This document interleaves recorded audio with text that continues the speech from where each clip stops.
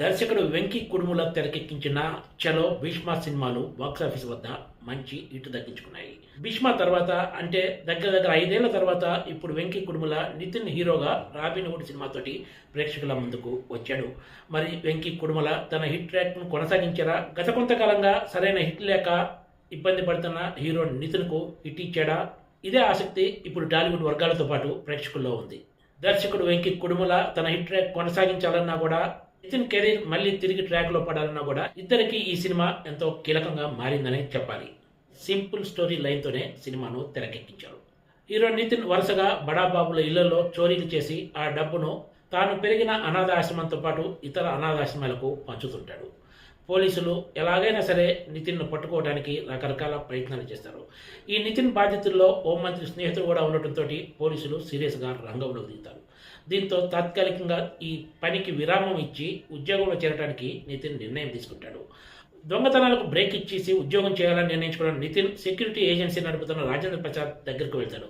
అప్పుడే విదేశాల్లో స్థిరపడిన దిగ్గజ పారిశ్రామికవేత్త కుమార్తెగా ఉన్న శ్రీలీల ఇండియాకు వస్తుంది. ఆమెకు సెక్యూరిటీగా నితిన్తో పాటు ఇతర టీములను పంపుతారు. అసలు శ్రీలీల ఇండియాకి రావటం వెనక కథ ఏంటి? ఆమెకు ఇండియాలో పొంచి ఉన్న ప్రమాదం నుంచి హీరో ఆమెను ఎలా కాపాడారన్నదే ఈ సినిమా.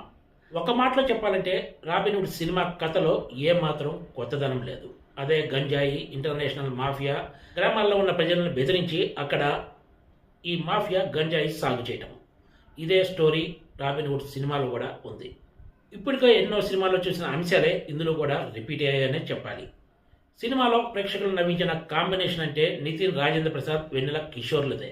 ఈ కామెడీ ట్రాకే లేకుండా ఉంటే రాబిన్ హుడ్ సినిమా పరిస్థితి దారుణంగా ఉండేదని చెప్పడంలో ఏమాత్రం సందేహించాల్సిన అవసరం లేదు.